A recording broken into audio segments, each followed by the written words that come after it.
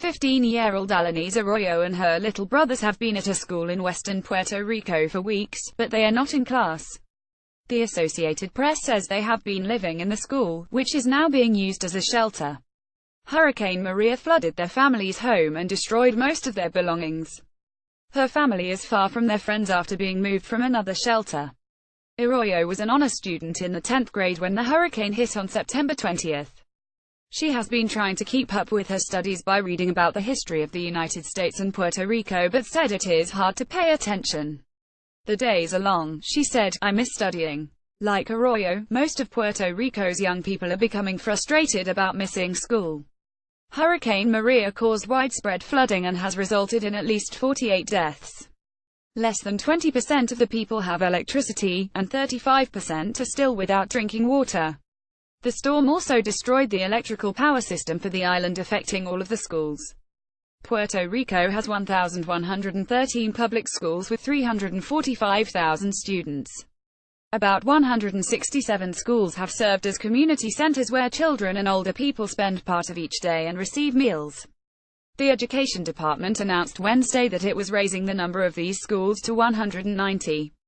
An additional 99 schools are being used as shelters for about 5,000 people. People are sleeping in classrooms like the Arroyo family. Officials are now working on a plan to reopen the schools. About 70 schools are too damaged to reopen. Some have been hit by landslides. Many schools now have no regular water service. Few, if any, have power.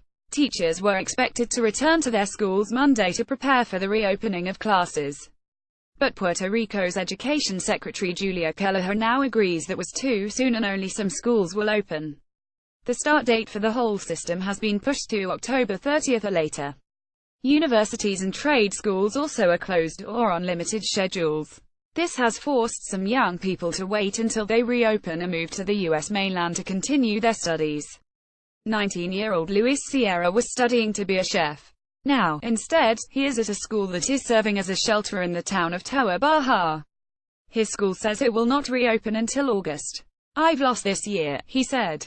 Many students and young people have left for the mainland U.S., although the exact number is not known. Students have had only about 6 weeks of class since the academic year started August 14 because of damaging storms. Schools. Political leaders offer help. Law schools including Florida A&M and the University of Connecticut have agreed to accept students from Puerto Rico. Miami-Dade County Public Schools has offered to adapt the learning materials and change bus routes to help the incoming children. Florida Governor Rick Scott has said displaced teachers will not have to pay for documents to work in his state. He ordered that license fees for certain professionals, such as real estate agents and barbers, be suspended for people fleeing the storm. Puerto Rico's Education Secretary Kelleher would like to get children back to class as soon as possible. But there are competing needs, she said. Kids need their education and parents need them in school so they can go back to work. But schools need repair and cleaning and about 10% are still being used as shelters. You ask yourself, is it my rush to get that family out? Because if that family is the family of the child that I am educating, who am I serving here by getting them out faster? Kelleher said in interview with the Associated Press. We have the goal that it's not the goal at the cost of human beings who are impacted along the way. One district has already pushed the end of the school year from May 31 to July 15 and may have to extend it further and make the school day longer. When they do go back to school, many kids will be dealing with the emotions of losing everything to the floods. Some teachers and staff are dealing with the same issues, said Damaris Colazo. She is the principal of the Eleanor Roosevelt School in the Hato-Rey area of San Juan. She says she will try to act like life is normal but realizes that may not be possible for everyone. The reality, she says, is that we are facing a crisis like they have never experienced. I'm Alice Bryant. And I'm Jonathan Evans.